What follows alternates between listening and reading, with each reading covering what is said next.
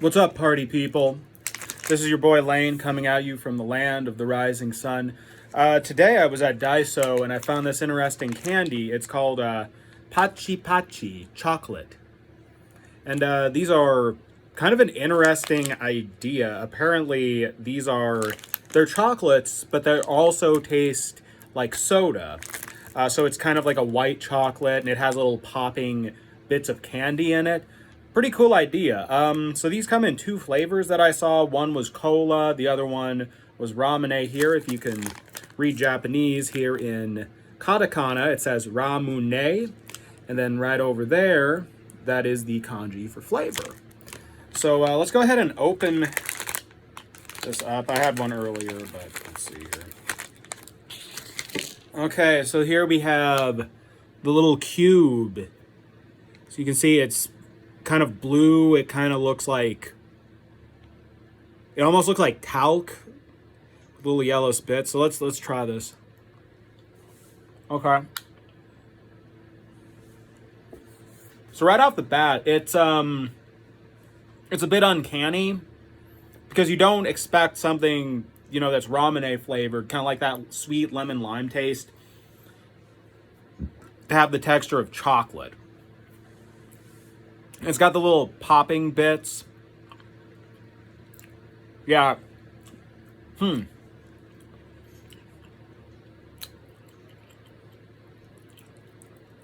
Yeah, I think you can kind of hear the popping bits. It has an interesting texture. A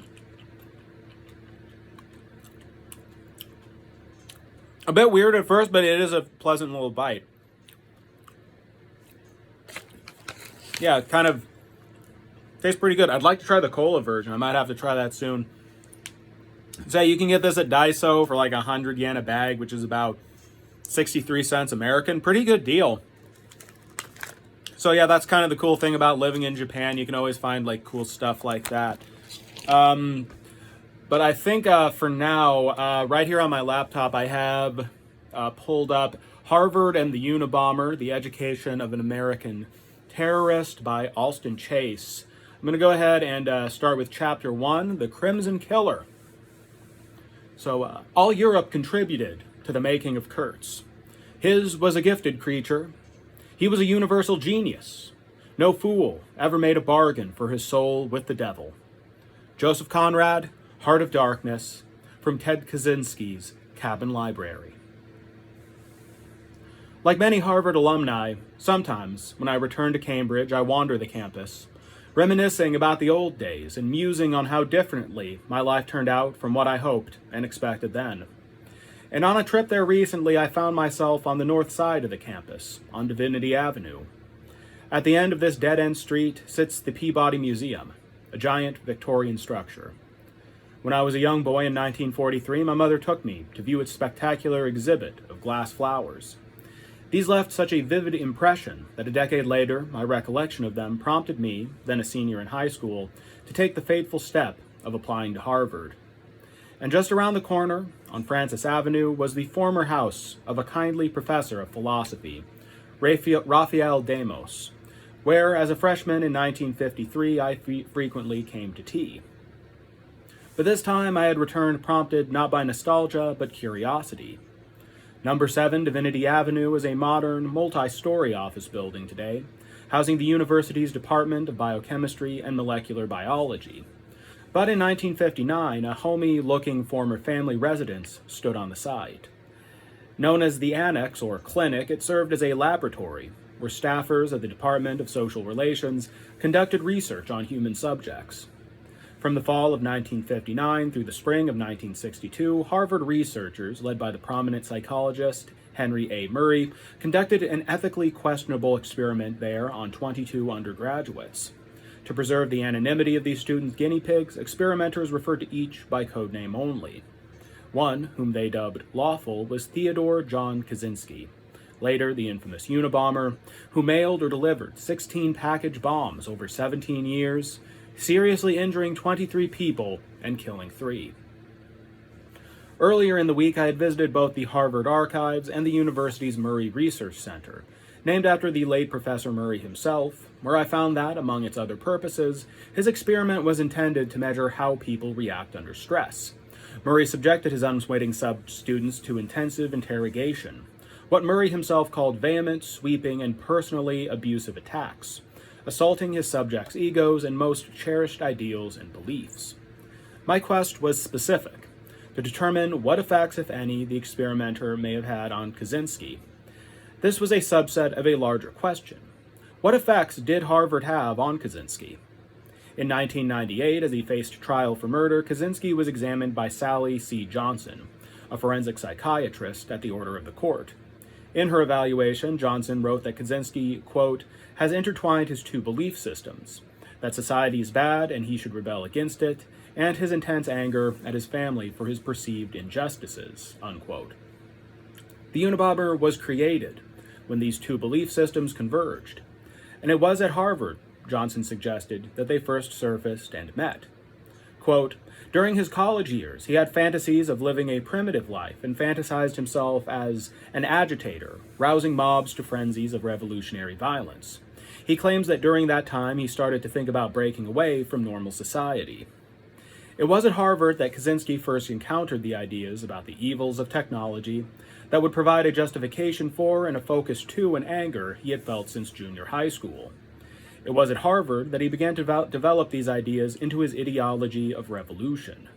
It was at Harvard that Kaczynski began to have fantasies of revenge, began to dream of escaping into wilderness. And it was at Harvard that he fixed on dualistic ideas of good and evil, and on a mathematical cognitive style that led him to think he could find absolute truth through the application of his own reason. Was then the Unabomber, the most intellectual serial killer the nation has ever produced, as one criminologist has called him, created at Harvard? Answering this would take me far beyond Harvard, and there would be surprises along the way. Kaczynski's college years, I discovered, were indeed a turning point in his life, but he is also a terrorist who killed for ideas, and the pattern of his thinking closely resembles that of other contemporary terrorists currently plaguing civilization. Understanding him, therefore, requires probing not merely his personal history and psychological health, but also the source of these ideas. And the source would be more diffuse than merely Harvard. It would encompass the intellectual and social climates of the time in which he grew up, and especially, I would find, the Cold War's impact on American culture. My search for Kaczynski's past would thus become an exploration of America's past as well, though it would emerge not just a portrait of this Harvard-educated killer, but of modern terrorism itself. And while Harvard would provide the key to some mysteries about Kaczynski, it was just a key, one albeit important piece of a Kaczynski puzzle, which, when put into a larger context, would tell us as much about the current worldwide rise of ideologically inspired violence as it does about him.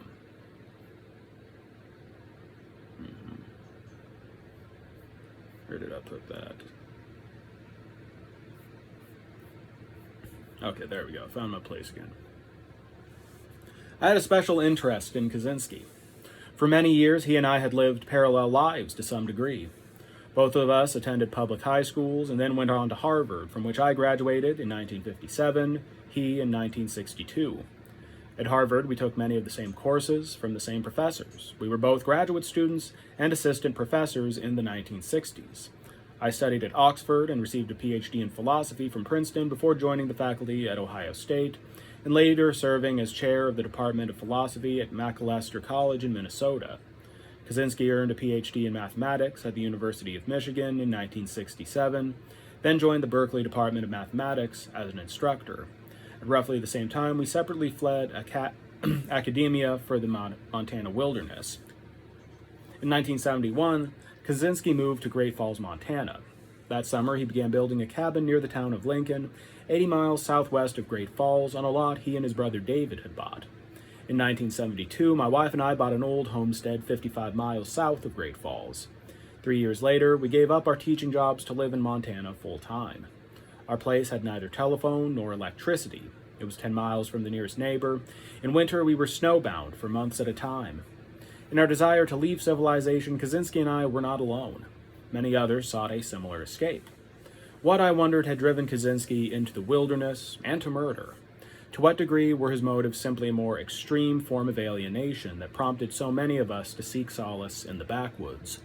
Was his anti-technology philosophy sufficient to explain his flight and his crimes? The last question especially piqued my curiosity. As a college professor, I had specialized in the history of ideas, particularly as they pertained to science and education. For 5 years, I had served as chair of the History and Philosophy of Science section of the Minnesota Academy of Sciences. I had written on the development of science for the National Academy of Sciences and Sigma Chi, the Scientific Research Society. I had also written extensively on the history of curricular change at Harvard and many other universities. The Unabomber Manifesto, in which Kaczynski expressed his anti-technology philosophy, embodied ideas with which I was familiar. And virtually all these ideas could be found in the lectures and reading that students encountered at Harvard and other liberal arts colleges during Kaczynski's undergraduate years. Were these ideas the source of the Unabomber's philosophy? I wondered. Many Americans think they already know the Unabomber story, that Kaczynski grew up in suburban Chicago, the son of second-generation Polish Americans, that he was a brilliant student in high school and entered Harvard in 1958 at 16, where he majored in mathematics, graduating in 1962, that he earned a PhD at the University of Michigan in 1967, that he served as an assistant professor of mathematics at the University of California, Berkeley for 2 years, then left abruptly in 1969, and that in 1971 he moved to Lincoln, Montana, where he built a cabin for himself in the wilderness and within a few years began making bombs. Dubbed the Unabomber by the FBI because his early victims were associated with universities or airlines, Kaczynski conducted an increasingly lethal campaign of terrorism that began on May 26, 1978, when his first bomb slightly injured a Northwestern University public safety officer, Terry Marker. It ended on April 24, 1995, when a bomb he had mailed killed the president of the California Forestry Association, Gilbert Murray. By 1995, his explosives had taken a leap in sophistication, and nearly simultaneously, he suddenly became loquacious, writing letters to newspapers, magazines, targets, and a victim. In September of that year, the Washington Post, in conjunction with the New York Times, published copies of the 35,000-word philosophical critique of technological civilization that Kaczynski, identifying himself as FC, entitled Industrial Society and Its Future, and which the FBI called, quote, the Manifesto, unquote. Recognizing the Manifesto as Ted Kaczynski's writing, his brother David turned Kaczynski into the FBI, which arrested him at his Montana cabin on April 3, 1996. Later that year, Kaczynski was removed to California to stand trial for, among other crimes, 2 Unabomber murders committed in that state. On January 8, 1998, having failed to dissuade his attorneys from their intention of presenting an insanity defense, and having failed to persuade the presiding judge, Garland E. Burrell Jr., to allow him to choose a new attorney, Kaczynski asked the court for permission to represent himself. In response, Burrell ordered Sally Johnson to examine Kaczynski to determine if he was competent to direct his own defense. Johnson offered a provisional diagnosis of paranoid schizophrenia, but she concluded that Kaczynski was nevertheless competent to represent himself. Burrell refused to allow it. Kaczynski had wanted a show trial in which to feature his ideology of revolution. Instead, faced with the prospect of a humiliating inquisition in which his attorneys would portray him as insane and his philosophy as the ravings of a madman, Kaczynski capitulated. In exchange for the government's agreement not to seek the death penalty, he formally pleaded guilty to 13 federal bombing offenses that killed 3 men and seriously injured 2 others. And additionally, according to the government's sentencing memorandum, quote, acknowledged responsibility, unquote, for all the 16 bombings from 1978 to 1995. On May 4th, 1998, he was sentenced to life in prison without possibility of parole. Acting as his own counsel, Kaczynski then petitioned the Ninth Federal Circuit Court to grant him a new trial. When those judges turned him down, he appealed to the Supreme Court, which in March 2002 put a final end to his maneuvering by declining to hear his case. As many of these facts are so widely known, nearly everyone has an opinion about Kaczynski. He has been alternatively characterized as a hermit, a nut, a genius, and an environmental martyr or apostate. And every one of these views is mistaken. The majority of Americans believe that he is quite simply crazy, an unkempt hermit who, for reasons unknown, became a paranoid schizophrenic. To the national media especially, Kaczynski is mentally ill, the Unabomber Manifesto a compendium of delusional themes, and there is nothing more about him to interest us. Some see these very same manifesto themes as signs not of insanity, but philosophic genius. The environmental writer Kirkpatrick Sale averred in the New York Times that the Unabomber is a rational man and his principal beliefs are, if hardly mainstream, entirely reasonable. UCLA professor James Q. Wilson noted in the New York Times that the manifesto is, quote, subtle and carefully developed, lacking anything even faintly resembling the wild claims or irrational speculation that a lunatic might produce. If it is the work of a madman, then the writings of many political philosophers, Jean-Jacques Rousseau, Tom Paine, Karl Marx, are scarcely more sane, unquote. To others, Kaczynski represents an ideology they love or hate. A few radical Greens and anarchists perceive him as a prisoner of war whose only crime was trying to save the world. Most on the right view him as the embodiment of left-wing extremism who demonstrates with cruel clarity where the radical movement is taking us. The conservative columnist Tony Snow sees the Unabomber as a sort of evil, invisible twin brother of Al Gore, the devil's disciple of environmentalism. Sagebrush rebel Ron Arnold denounced Kaczynski as an eco-terrorist, whose horrible acts showed how environmentalism inevitably leads to murder and anarchy. And apparently everyone seems to believe that Kaczynski is, quote, a product of the 60s, unquote. Indeed, how one feels about Kaczynski is to many a litmus test that reveals one's attitude about that tumultuous decade. Those who believe it was a period of political extremism and cultural decline point to him and say, there's where it led. Those who believe that decade represented the high tide of political idealism seem embarrassed by him, as though he is an ideological blood brother who went too far. The Boston Globe suggested that Kaczynski's behavior may have been rooted in the overheated passions of the 60s.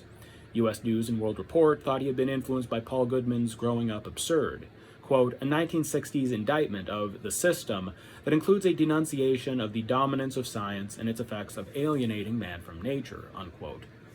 USA Today quoted the California State Librarian Kevin Starr as saying that the extreme radicalism of Berkeley had triggered for Kaczynski, quote, an absolute repudiation of his profession and his life, unquote. William J. Broad speculated in the New York Times that it was, quote, Ted's fear that his students would become makers of atomic bombs that prompted him to quit Berkeley in 1969 after 2 years of teaching, unquote. Roger Lane, a professor at Haverford College and a consultant to the FBI, stated that Kaczynski, quote, is a man whose reading had been done in the 60s. He was clearly educated in the 60s and stuck there, unquote. And in Drawing Life, Surviving the Unabomber, David Kalernter, one of Kaczynski's victims, quoting the historian Paul Johnson, asserted that the Unabomber's ideological roots lay in the 60s, quote, one of the most crucial decades in modern history, akin to the 1790s, unquote. Once they had made up their minds about Kaczynski, whether deciding that he is insane, a profound philosopher, a misguided ideologue, or a representative of the 60s, many people lost interest in him. University scholars, all too willing to devote seminars to such pop cultural dross as the Grateful Dead and Star Trek, have virtually ignored the manifesto, producing, in the years since its appearance, so far as I can find, just 2 articles on it. Conservatives went silent once they decided Kaczynski was just another radical environmentalist. Activist groups such as Earth First seem embarrassed by someone who actually took their rhetoric of ecological jihad seriously. Mainstream environmentalists don't want to talk about him. Everyone, in short, just wants Kaczynski to disappear. It's apparently easier for them to dismiss him as insane than to take a closer look. But these views miss the mark. Kaczynski is far more complex, more interesting than they imply. Virtually everything people think they know about him and his crimes is false. His ideas derived from the 50s, not the 60s. His decision to retreat to the wilderness and launch his campaign of terrorism was made shortly after graduating from Harvard, not later at Berkeley. He is neither revolutionary hero, nor original philosopher, nor genuine environmentalist. The manifesto is neither brilliant nor a symptom of mental illness. It is a compendium of philosophical and environmental cliches that expresses concerns shared by millions of Americans. And his mental state is far more ambiguous. He is not the extreme loner he has been made out to be, nor is there any clear evidence that he is clinically insane. His unhappy childhood was not markedly different from the unhappy childhoods of many others. His social life in school and college was average. In almost every way, Kaczynski is average. Why then did this strangely emblematic man turn into a murderer? In his book, Bad Men Do What Good Men Dream, the forensic psychiatrist Robert I. Simon observes that the difference between murderers and law-abiding citizens is merely a matter of degree. Ordinary people have the same fears and desires that killers do. The latter just give in to those desires and fears more easily. The basic fallacy, he suggests, is, quote, that destruction and violence reside only in the acts of bad men and women and not in the thoughts of good people. After 32 years of work as a treating and as a forensic psychiatrist, I am absolutely convinced that there is no great gulf between the mental life of the common criminal and that of the everyday upright citizen. The dark side exists in all of us. The basic difference between what are socially considered to be bad and good people is not one of kind, but one of degree, and of the ability of the bad to translate dark impulses into dark actions, unquote. The case of Adolf Eichmann, that colorless bureaucrat responsible for the deaths of millions of Jews, whom every psychiatric report nevertheless diagnosed as sane and normal, demonstrates, Simon observes, how, quote, great evil can be perpetuated by ordinary people, performing ordinary tasks and living ordinary lives. Many among the Nazi executioners went home after a day of exterminating women, children, and old men, and resumed quite comfortable and normal lives in the bosoms of their families. They ate good food, listened to classical music, read a refined book, made love with their wives, coddled, and embraced their children, unquote. Kaczynski, too, came from an ordinary working-class family, attended college, served as a professor, loves nature, and harbors widely shared concerns about the dangers of technology and destruction of wilderness. Yet, he became a serial killer. And as Simon implies, such a connection between averageness and violence is not unusual. If, as Hannah Arendt observed, Eichmann demonstrates the banality of evil, then Kaczynski embodies the ordinariness of it. During the 17 years of the Unabomber's bombing spree, 1978 to 1995, America experienced more than 388,000 murders and over 22,000 bombings that killed an additional 386 people and injured 3,634 others. 40 million people were injured by criminals during the same period. Every 22 seconds, Simon notes, an American is beaten, stabbed, shot, robbed, raped, or killed. Terrorism, ideologically inspired violence such as plane hijackings and abortion clinic bombings, has become commonplace, claiming hundreds of innocents. So too are the all too familiar atrocities by high school students or company employees who run amok, murdering classmates and colleagues in revenge for perceived injustices. Kaczynski is not even the first Harvard graduate to kill.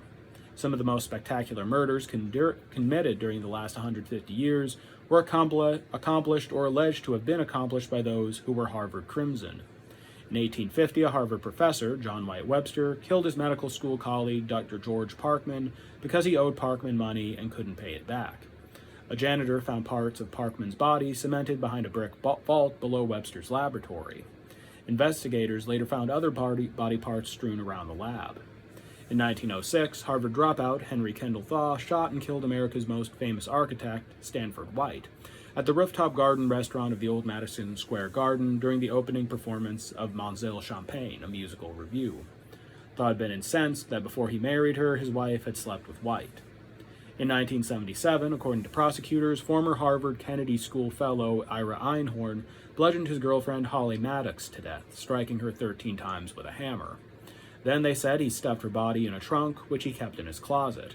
Detectives found Maddox's body still in the trunk 18 months later. Einhorn, who fled the country and remained a fugitive for more than 20 years, was convicted of murder in absentia by a Philadelphia court in 1993. In July 2001, he was extradited from France and retried on the same charges. On October 17, 2002, he was convicted a second time. On May 28, 1995, a 20-year-old Harvard undergraduate, Sonedu Tedesi, an Ethiopian, murdered her roommate Tran Ho, a Vietnamese immigrant, because she was afraid Tran was rejecting her. Tedesi approached Tran as she slept, stabbing her 45 times with a hunting knife she had purchased for the purpose. These murders were motivated by money, jealousy, lust, and anger at rejection. And herein lies the difference. Kaczynski claimed to murder for an idea. Not coincidentally, he was also the first the media decided was crazy. Apparently, they supposed sane Harvard men don't take ideas so seriously. And indeed, like the serial killers Robert Simon discusses, Kaczynski stepped over a line that many reach but do not cross. He did so because in one respect, he's not average. He is profoundly alienated and an intellectual, what the British writer Colin Wilson called an outsider. This is why his mental state is so hard to classify. Outsiders do not fit easily into either the category of the sane or the insane. And I think that about, I'll go ahead and stop there. So yeah, Pachi chocolates, try them.